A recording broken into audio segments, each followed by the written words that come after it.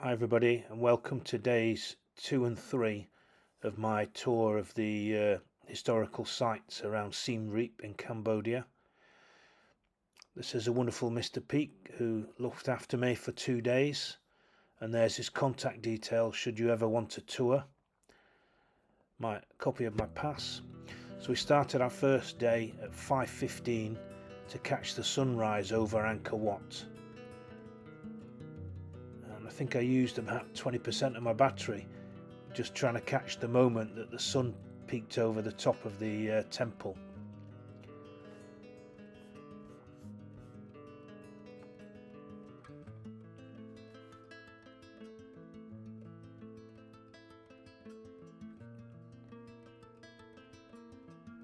And just in case you thought I was the only idiot up at 5:15, there's about 1,000 people all doing the same thing.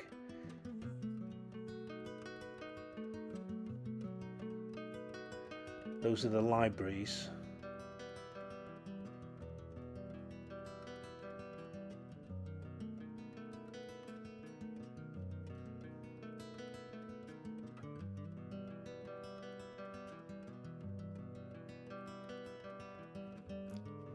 So Angkor Wat was built in the 12th century, and it's the world's largest religious building, and it took some 40 years to complete. And once they'd constructed it, all the surfaces inside are decorated with legends, wars and pictures of daily life. And it contains some 2,000 sculptures of the Apsara figures. And if you watch the Siem Reap video, you'll see the Apsara dancing, and you can see some 2,000 years ago on these carvings that those same dances were used.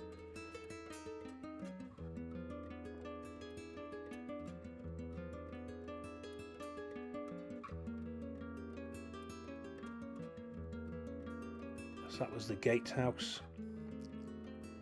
and there's a couple around the site and they're all like sort of identical. This is the Bayan Temple.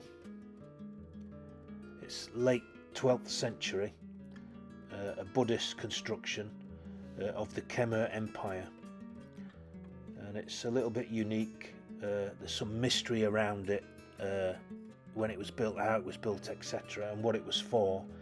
And there's large smiling stone faces, as part of the sculptures that you can still make out.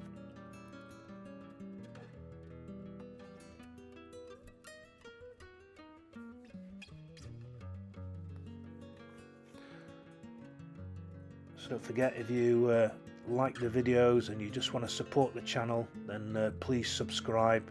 Just hit that button. It doesn't cost you anything, but it helps the channel stay alive.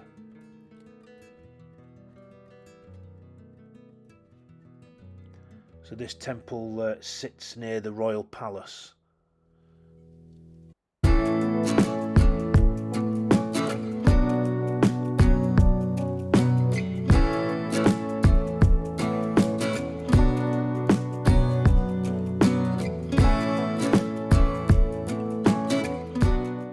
The gatehouse previously was a 12th century.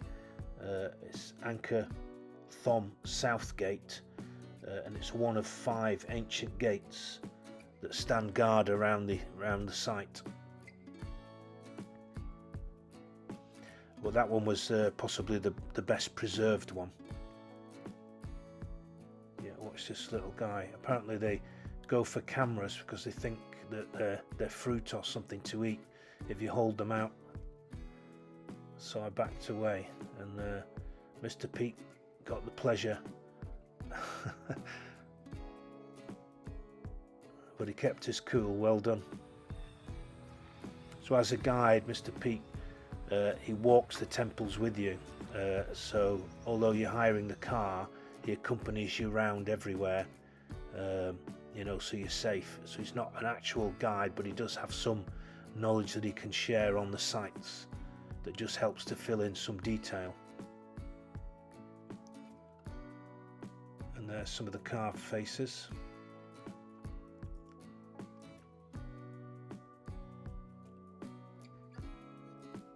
So this is Cambodia Temple, and it's an early 11th century construction.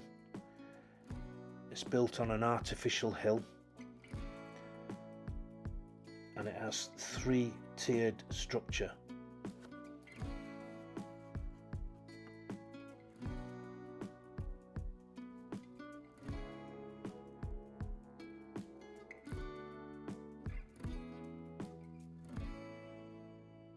So it was originally dedicated to Shiva, but at a later date it was converted to Buddhism. More little monkeys.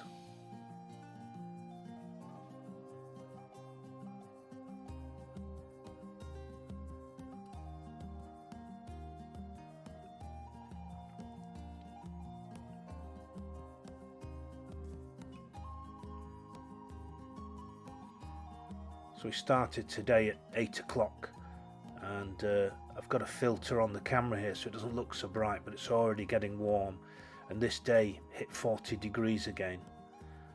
And getting up this temple, you're going up wooden steps that are quite steep. They do have handrails, but you certainly get your workout in.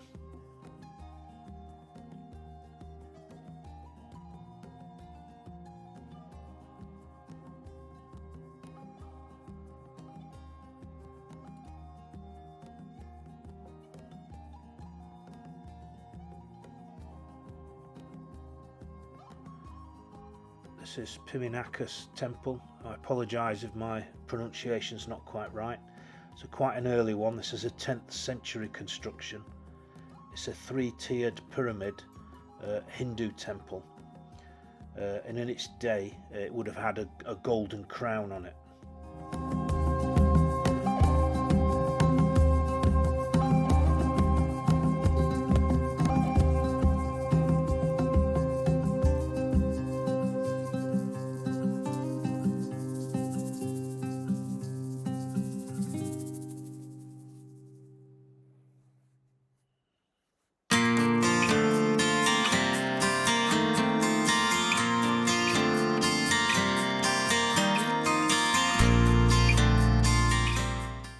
This is the Terrace of Elephants. It's 13th century, and it's built to welcome the return of a victorious army. Because this is well sheltered down here, there's actually some of the best carvings I saw on the whole trip.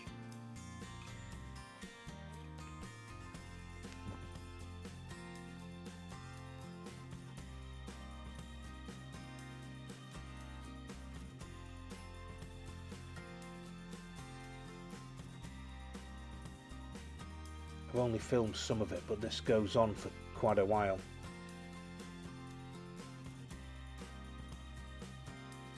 And it's sheltered from the weather, so some of the details are phenomenal, really.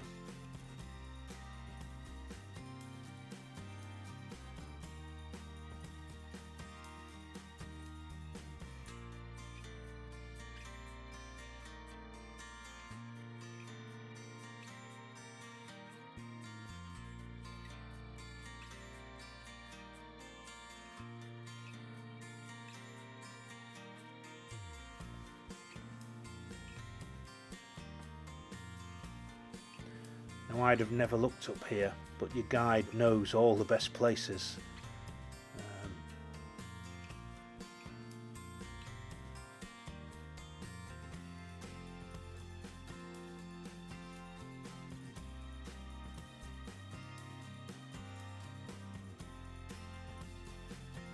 Look at that.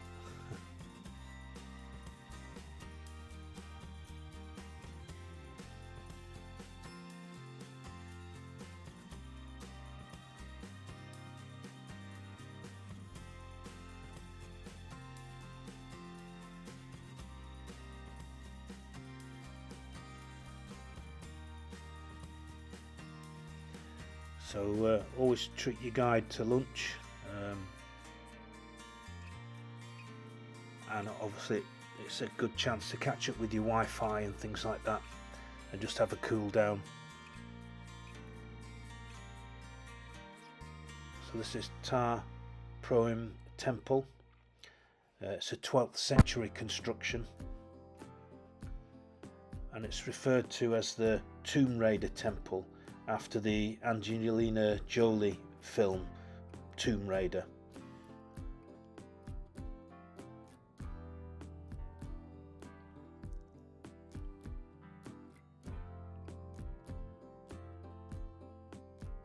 So what you have is fig trees, banyan trees and kopok trees. Just obviously nature's come back and they're growing all through these temples, etc. In its day, this construction here would have had up to 80,000 people living and working inside it. It's probably one of the busiest temples because of the film connection and its international fame.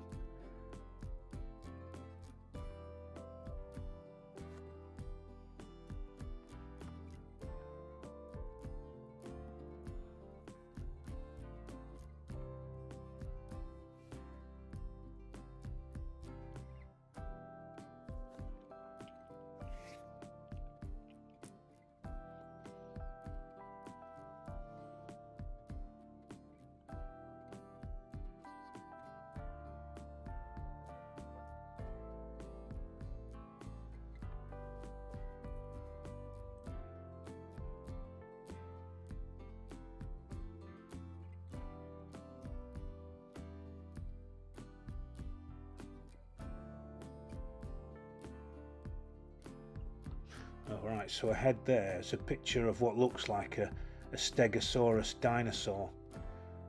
So we don't know, is it a dinosaur? Did they see some fossils? Or is it a badly drawn crocodile? It's a massive mystery. Okay, this is Bante Sarai Temple. This is a 10th century construction, so quite old. And it was a Hindu temple. And it's renowned as the Citadel of Women, or the Jewel of Khmer art. And it's unique because as you look at the stone, it was actually built out of pink sandstone. And some of the carvings are the best preserved.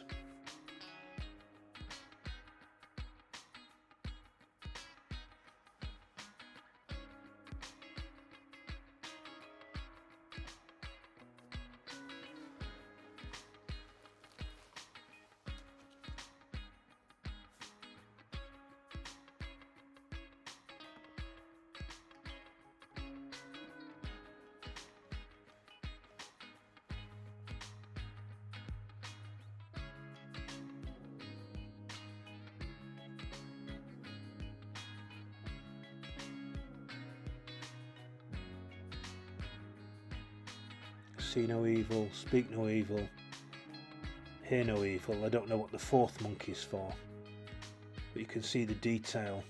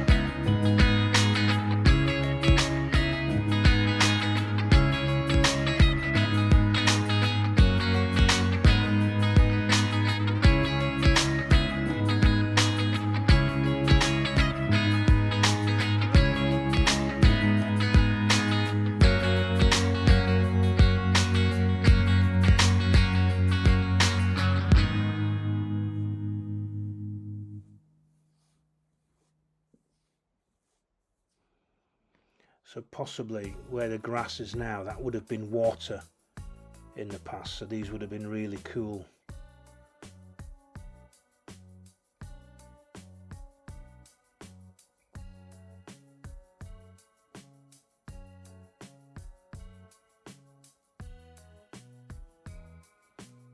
There's one of the windows to keep monkeys out and birds, but allow the air to flow and let some light in.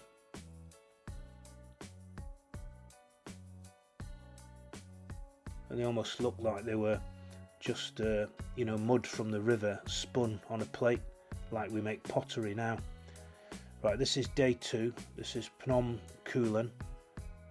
So it's the mountain where a lot of the stone was sourced to build the temples. So we're some 50 to 60 kilometers away from Angkor Wat and Siem Reap.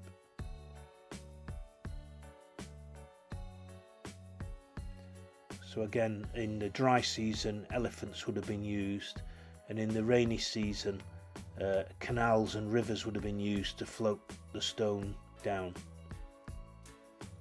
Which, if you think about it, is a massive amount of industry. But this empire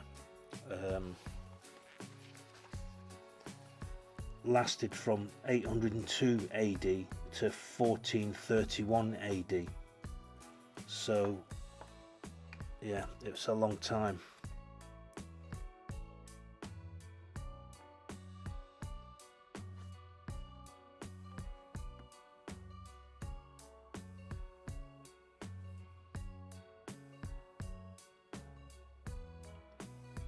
Yeah, I did get a picture off there, but I don't like going too close to the edge.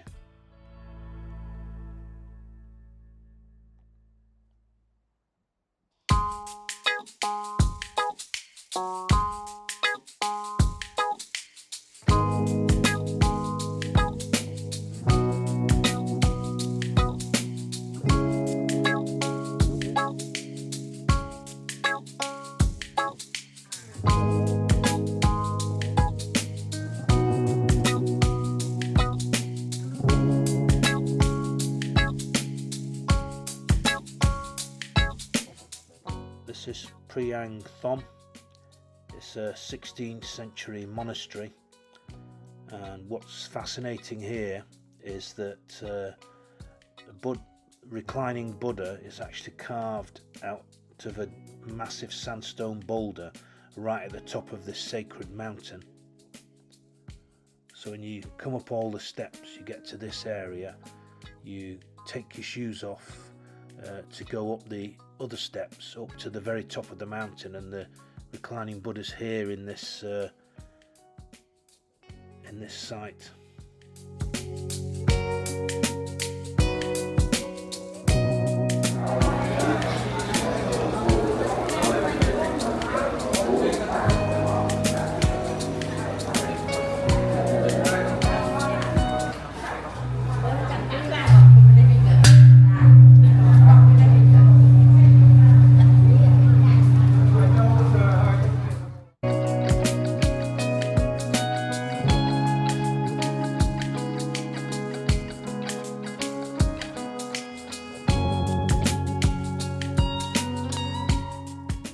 Okay, so it's Mr. Pete taking good care of me. Flannels for my head, Coke or cold water. Again, it was 40 degrees this day. This is Baal Speen, or the River of 1000 Lingers. So you can see the carvings into the stone of the riverbed there, and some are really great detail.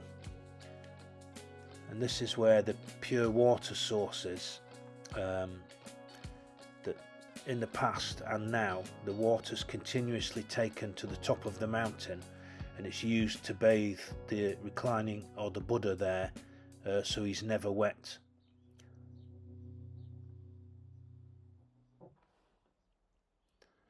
Okay, we're on our way to Phnom Kulen waterfall. This is 1.5 to 2 hours north of Siem Reap, so I'd say it's better you know, having a car to go here or a minibus than going on a tuk-tuk, because it's quite a long trip. And in holiday season, etc., it's a favourite picnic area for the locals.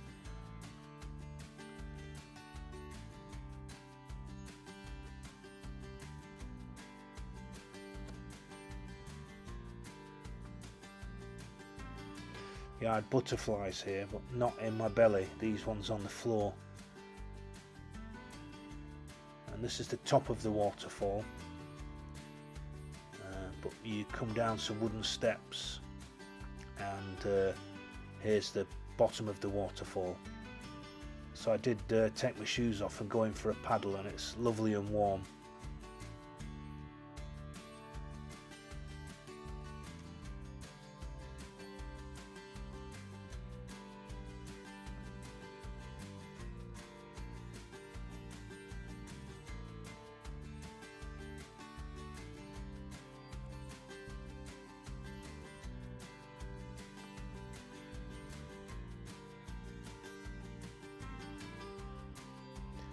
Okay, this bridge is one the guide showed me.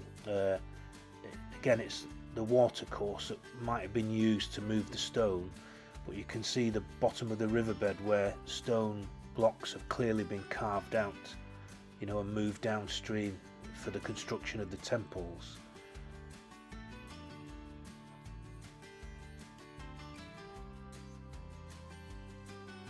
This is Prasat Beng Malay Temple, and it's an early 12th century construction. We're 66 kilometres from Siem Reap. The guide said this was a rarely visited temple because of its distance away, which I could tell because I barely saw anyone else there. It's also in its unrepaired state, and you can see the jungle reclaiming it.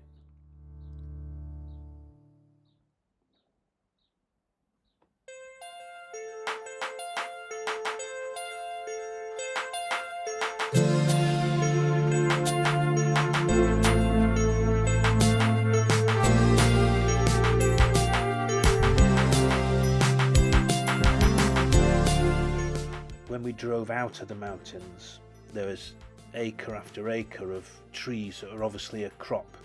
So doing a little bit of research, they were cashew nut trees.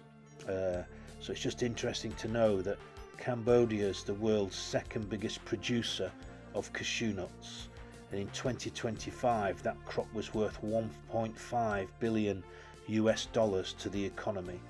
And in weight that was 830,000 tons, and it's growing as they cultivate more and more every year.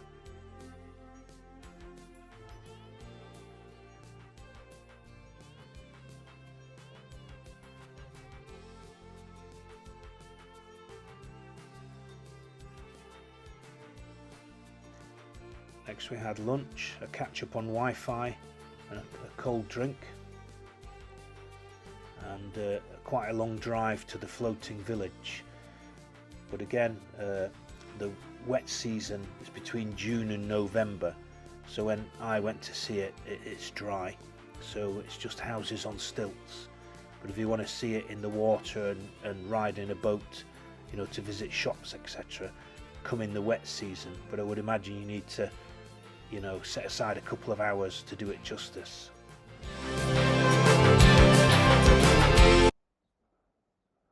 So that's the cashew nut trees, and again I'd like to thank Mr. Peak for taking such good care of me, and don't forget to subscribe if you enjoyed the video.